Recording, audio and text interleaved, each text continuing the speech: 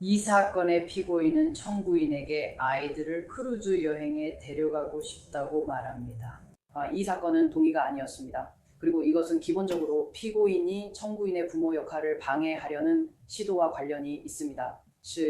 그게 전부입니다. 제가 말하고 싶은 건 그게 다입니다. 애나 켐너 크루즈선 사망 사건에서 가장 충격적인 세부 사항들은 FBI에서 나온 것이 아니라 격렬한 양육권 분쟁이 벌어지고 있는 플로리다 가정법원에서의 선서 진술에서 나왔습니다. 애나의 새어머니인 샹텔 켐너는 그 크루즈에서 내린 결정들에 대해 선서에 증언할 수밖에 없었습니다. 3명의 10대들을 한 객실에 혼자 남겨둔 것, 처방받은 야간약을 한 번 빼먹은 것, 그리고 애나가 사망한 그날 밤에 어떤 어른도 아이들을 확인하지 않았다는 사실 등이 포함되어 있습니다. 이제 그 법적 싸움은 극적인 새로운 격화와 함께 다시 법정으로 돌아왔습니다. 아동 복지 기록과 학교 파일에 대한 소환장이 발부되어 수년간의 가족사가 공개적으로 드러나게 되었습니다. 우리는 이 새로운 증거가 수사에서 대중이 몰랐던 사실을 밝힐 수 있을지 분석 중입니다. 로우 앤 크라임에서 제시한 사건을 다루고 있으며 저는 크리스 스튜어트입니다.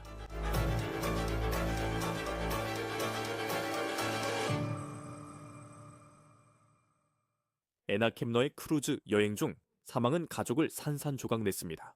그리고 이제 그 비극은 별도의 폭발적인 법적 분쟁을 촉발시켰고 이로 인해 이 가족에 대한 새로운 불편한 진실들이 드러나고 있습니다. 이 여행은 혼합 가족이 카니발 크루즈 더 호라이즌호를 타고 마이애미에서 6일간 카리브해를 여행하는 축하 휴가였습니다. 하지만 배가 항구로 돌아왔을 때 안나 켐너는 시신 가방에 실려 나왔습니다. 오늘 이 청문회는 형사 고발을 위한 자리가 아닙니다. 아직 아닙니다. 우리가 지켜보고 있는 이 청문회는 안나 켐너 사건과는 별개의 양육권 분쟁과 관련된 것입니다. 하지만 관련된 몇몇 인물들이 겹치기 때문에 사망사건 수사에 대한 자세한 내용을 기다리는 동안 이 청문회를 지켜보는 것이 중요합니다. 이제 우리는 한 가정의 안전 여부를 판단하는 과정에서 안나의 마지막 순간에 있었던 혼란스러운 결정들을 알게 됩니다. FBI는 플로리다 타이터스빌 출신의 18, 세 소녀 안나 켐너의 사망 사건을 수사 중임을 확인했습니다. 그녀는 학교 대표 치어리더였고 봄에 졸업한 후 미 해군에 입대해 언젠가 법 집행기관의 일원이 되겠다는 계획을 가지고 있었습니다. 하지만 FBI가 수사를 계속하는 동안 세부 사항은 공개하지 않았습니다. 이 침묵은 오히려 의문과 수많은 온라인 추측을 부추겼습니다. 특히 플로리다주 검시관이 안나의 사망을 기계적 질식에 의한 타살로 판정한 이후에는 더욱 그렇습니다. 그게 무슨 의미인지 곧 이야기해보겠습니다. 이 양육권 소송 마지막 심리에서 3명의 열대가 한 객실에 혼자 남겨졌던 사실이 밝혀졌습니다. 안나의 16살 이부소빠, 현재 그녀의 죽음의 용의자인 그는 안나의 계모에 따르면 안나가 사망한 그날 밤 중요한 약인 클로니딘을 복용하지 않았다는 사실이 밝혀졌습니다. 그 약은 불면증 치료제입니다.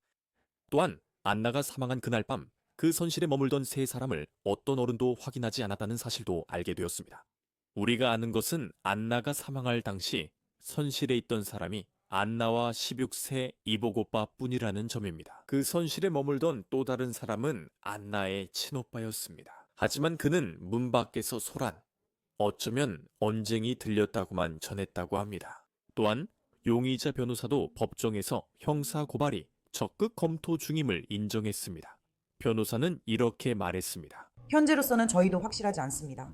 FBI가 어떻게 할지, 연방 차원에서 기소할지 아니면 주로 넘길지 저희도 확실하지 않습니다. 그리고 이제 새로운 보도가 이 사건에 또 다른 층을 더했습니다. 안나 켐너가 사망한 이후 처음으로 법원 서류에서 용의자로 지목된 그녀의 16세 의부 소빠가 공개적으로 모습을 드러냈습니다. 데일리 메일에 따르면 그 열대 소녀는 연방 당국의 기소 검토 중 플로리다 시골 친척집에서 조용히 지내고 있습니다. 데일리 메일은 몇 주간 소년의 행방이 비밀에 붙여졌으며 이는 부모가 서명한 진술서로 위치 공개가 금지됐기 때문이라고 보도했습니다. 또 서면 동의 없이 소년을 이동시키는 것도 금지된다고 합니다.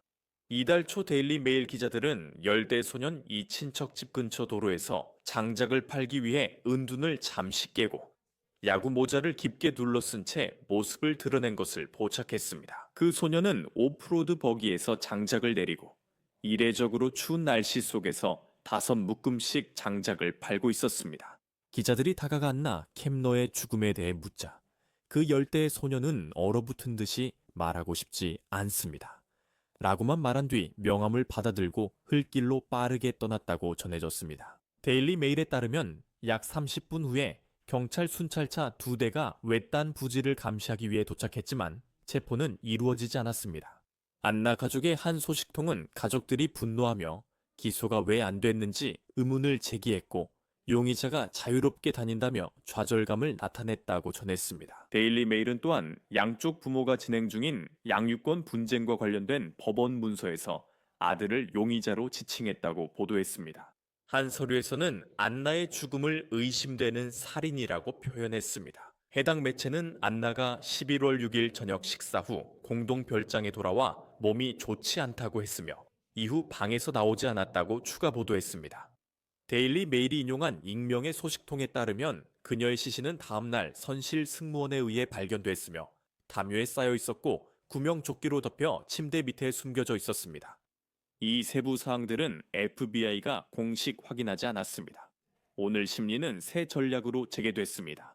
계모의 변호사인 샹텔 캡너는 플로리다 아동가족부와 플로리다 타이터스빌에 있는 안나 캡너의 고등학교 교직원들에게 증언과 기록을 요구하는 소환장을 발부했습니다. 이것들은 단순한 요청이 아닙니다. 이 가족에 대한 수년치 기록, 수사 파일, 의료 기록 등을 요구하는 플로리다 아동가족부, 소환장은 2007년까지 거슬러 올라갈 수도 있습니다.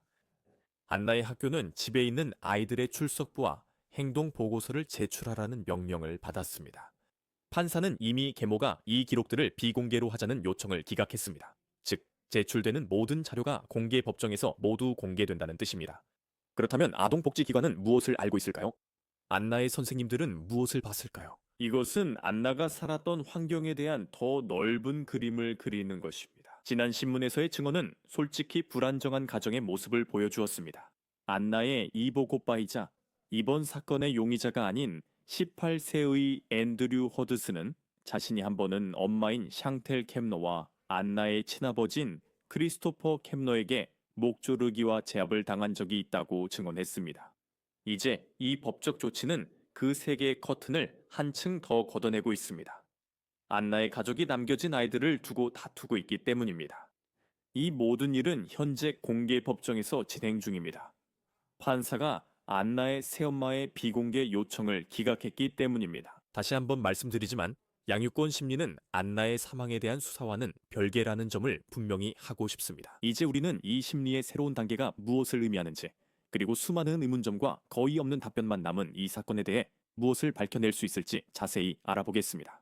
이제 궁금하실 수 있습니다. 크루즈 선상 사망 사건이 어떻게 교사와 아동복지 담당자 소환장으로 이어질까요? 결국 이 모든 일은 크루즈 선상의 한 가족과 객실로 귀결됩니다.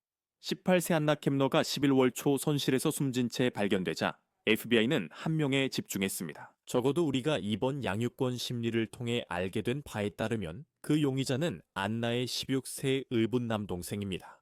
이 녹음이 이루어질 당시 그는 기소되지 않았습니다. 만약 기소된다면 미성년자로 기소될 가능성이 있기 때문에 우리는 그의 이름을 밝히지 않습니다. 하지만 상황이 바뀐다면 저희는 여러분께 업데이트를 드릴 뿐만 아니라 그가 성인 법정에서 재판을 받게 된다면 저희가 알고 있는 그의 정보도 조금 더 알려드릴 예정입니다. 안나의 사망은 기계적 질식에 의한 타살로 판정되었습니다. 쉽게 말해 목조르기였습니다. 소식통에 따르면 안나의 시신은 담요에 쌓여 있었고 구명조끼로 덮여 침대 아래에 숨겨져 있었습니다. 하지만 그 수사가 조용해진 사이 법적 충격파는 빠르게 몰아쳤습니다. 그 10대 용의자는 안나의 새어머니의 아들입니다. 그녀의 이름은 샹텔 캡너입니다. 이제 샹텔과 그녀의 전 남편, 이름은 토마스 허드슨인데 이 둘은 1년 넘게 치열한 양육권 전쟁을 벌이고 있었습니다.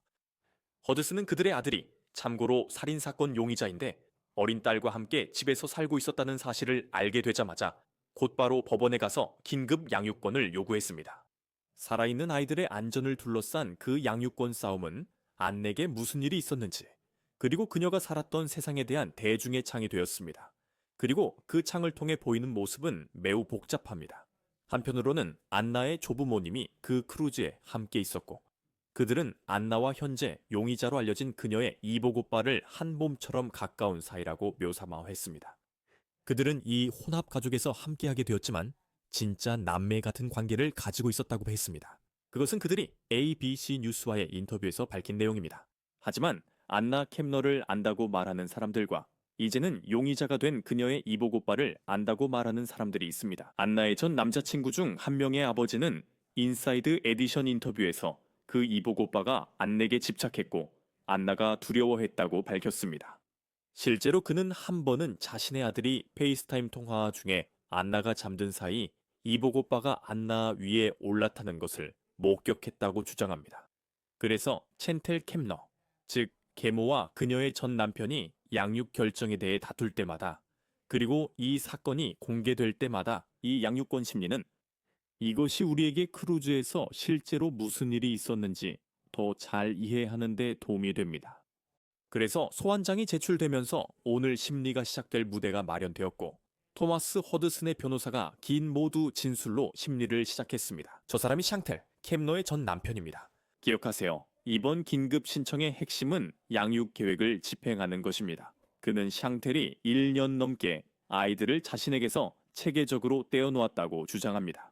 하지만 그 사건을 만들면서 변호사는 아버지의 동의나 지식 없이 이루어진 주요 결정들의 패턴을 지적합니다. 그는 이러한 결정들이 소외의 일부라고 주장합니다. 그리고 그의 서두에 따르면 그 패턴의 가장 두드러진 예는 11월에 있었던 가족 크루즈 여행입니다. 그 여행은 비극으로 끝났습니다. 그는 판사에게 샨텔 켐너가 토마스 허드슨에게 아이들을 국제 크루즈 여행에 데려가겠다고 알렸을 때 토마스 허드슨은 명확하게 동의하지 않았다고 말했습니다. 법정으로 가보겠습니다. 이 사람은 변호사 스콧 스미스인데 그는 이런 중요한 국제 여행에 대한 동의 부족이 토마스 허드슨의 양육 역할을 배제하려는 더 넓은 시도의 일부라고 주장하고 있습니다. 2025년 중순 5월에 무슨 일이 있나요? 이 사건의 피고인은 청구인에게 아이들을 크루즈 여행에 데려가고 싶다고 말합니다. 네, 그 경우에는 이 크루즈 여행과 관련된 거죠. 맞습니까? 그리고 그 경우에는 저는 이전 신청서에서 주장된 다른 어떤 것에 대해서도 말하는 게 아닙니다. 단지 이 사건의 청구는 동의가 아니라는 점입니다. 그리고 이것은 기본적으로 피고인들이 청구인의 사건에서 부모 역할을 방해하려는 시도와 관련이 있습니다. 그게 전부입니다. 제가 말하는 건 그게 다입니다. 동의는 없었습니다. 그게 전부고 다른 어떤 것에 대한 이야기는 아닙니다. 샹텔 켐너의 변호사 멜리센트 아테나 씨는 매우 다른 입장을 제시했습니다. 그녀는 의뢰인이 모든 법원 명령을 완전히 준수했으며 카니발 호라이즌 탑승 결정도 이에 포함된다고 주장했습니다. 이 변호사에 따르면 양측 부모가 서명한 양육 계획에는 토마스 허드슨의 동의가 여행에 필요하지 않았다고 합니다. 통지만 필요했고 그녀의 주장은 다음과 같습니다. 그리고 마지막으로 우리가 불행한 크루즈에 대해 이야기하려고 여기 온 건 아니지만 그가 단지 동의를 위해 그렇게 했다고 말할 때 그들이 서명한 동일한 수정된 양육 계획을 다시 읽어보면 그녀가 그의 동의를 필요로 하지 않는다고 분명히 나와 있습니다. 그녀는 아이들을 해외로 데려갈 때 60일 전에 통지해야 하는데 그녀는 즉시 그렇게 했습니다. 그래서 여행 규칙에 대한 상반되는 법적 주장이 있는 것입니다. 하지만 그 후 청문회는 그 집의 환경에 대한 증언으로 넘어갔습니다.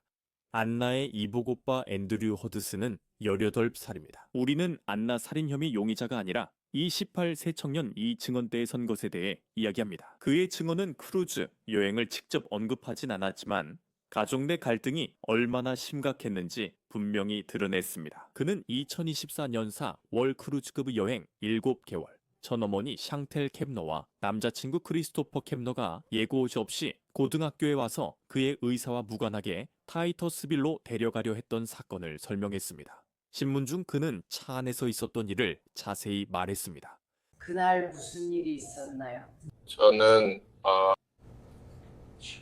교무실로 불려갔는데 처음에는 무슨 일인지 몰라서 제 물건도 안 가지고 올라갔어요. 엄마가 데리러 오셔서 교실로 가서 물건을 챙겼어요. 그리고 부모님과 함께 차에서 내렸을 때 부모님이 제게 휴대폰을 달라고 하셨어요. 부모님이 제 휴대폰을 끄시고 저에게 말씀하셨어요. 잠깐만 여기서 멈추겠습니다. 그럼 그때 당신이 불려갔던 곳이 언론사 사무실이었나요? 아니면 정문 사무실 본사로 호출됐습니다. 어머니가 불려갈 때 아무 말씀 안 하셨나요? 학교에 가는 이유도 얘기해 주셨나요? 아니요, 선생님. 어머니가 학교에 오셔서 데려가실 거란 걸 알고 계셨나요? 아니면 짐작이라도 하셨나요? 아니요. 선생님. 그리고 우리가 거기에 도착했을 때 어머니를 보고 놀라셨나요? 네, 선생님. 크리스토퍼 켐너도 있었나요? 그가 사무실에 있었는지는 기억 안 나지만 차 안에 있었던 건 확실합니다. 그리고 그러면 어머니인 샹텔이 사무실에서 크리스토퍼 켐너의 차량까지 당신을 데려다 줬나요? 네, 그녀의 차량일 수도 있어요. 그리고 그러면 차량에 타고 나서 무슨 일이 있었나요? 그들이 제 휴대폰을 달라고 해서 가져갔고 저는 전원을 껐어요. 그 당신의 휴대폰에 추적 장치가 있나요? 네, 휴대폰이 꺼져도 360m 실시간 추적이 가능한가요? 제가 알기로는 그렇지 않습니다. 그리고 그때 아버지나 다른 누구와 상황에 대해 연락할 방법이 있었나요? 아버지께 문자라도 보내보려고 했지만 그 사람들이 제 휴대폰을 가지고 있어서 아무에게도 연락할 수 없었습니다. 그날 어머니와 크리스토퍼 켐너와 함께 가고 싶었나요? 아니요, 선생님. 그게 당신의 의사에 반하는 일이었나요? 네, 선생님. 체탄 후 무슨 일이 있었고 그 다음에 제가 휴대폰을 건네자 그들이 전원을 껐어요. 그들은 제가 어디로 가든 여기서 학교를 다시 시작하라고 했어요. 이는 우리가 이야기한 모든 것에 반하는 일이었어요. 저는 그에게 아니라고 했고 차가 멈출 때 내리려고 했어요. 잠시 멈추겠습니다. 그때 자신을 해치려 한 적이 있었나요? 아니면 자살을 시도하려고 했나요? 아니요, 선생님. 차가 멈췄을 때 차량에서 나오려고 한 의도가 무엇이었습니까? 저를 데려가지 못하게 차량에서 내리려 했습니다. 그때 크리스토퍼나 켐너가 무엇을 했습니까? 그들은 저를 좌석에 붙잡아 두었고 그는 제 목 뒤로 팔을 감아 앞좌석에 저를 밀어붙였습니다. 그녀도 저를 거기에 붙잡아 두었습니다. 어머니가 앞좌석에 계셨나요? 뒷좌석으로 가셨나요? 그때 어머니가 뒷좌석으로 와서 저를 붙잡으셨습니다. 그리고 크리스토퍼 켐너는 정확히 팔로 무엇을 했나요? 그는 제 목에 팔을 감고 저를 앞좌석에 밀어붙였습니다. 그래서 당신의 머리가 앞좌석에 닿았나요? 네, 선생님. 그리고 내내 의식을 잃지 않았나요? 아니면 기절했나요? 가는 도중에 한두 번 정도 기절했던 것 같아요. 앤드류 허드슨이 그를 크리스토퍼 켐너로 확인했고 그는 안나의 친아버지입니다. 이 증언은 행동 양식과 변덕스러움을 보여주기 위해 제시된 것으로 집이 불안정한 환경이라는 아버지의 주장에 또 다른 근거를 더했습니다. 이것은 몇 달 후 카니발 호라이즌에서 내려진 결정들의 배경이 된 가족 갈등의 모습입니다. 로우 앤 크라임에서 전해드린 사건이었습니다. 유튜브와 스포티파이 구독 부탁드립니다. 저는 크리스 스튜어트입니다. 다음에 뵙겠습니다.